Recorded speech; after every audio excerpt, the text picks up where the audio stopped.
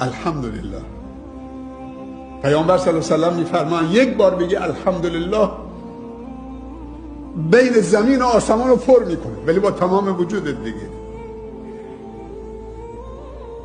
و میزان رو سنگین میکنه. الحمدلله با تمام وجودت بود.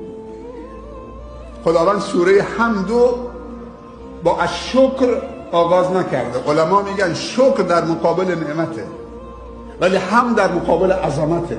نگفته الشکر لله رب العالمین، گفته الحمدلله رب العالمین. تقصیر دلم نیست، تماشای تو زیباست. تو خیلی جذاب و دلربایی، حتی اگه من نخوام نگاه بکنم. تو خیلی بزرگی، اگه همه بگن تو کوچیکی، تو بزرگی. پس ما حمد و ثنای خدا رو به خاطر نعمت‌ها نمیگیم.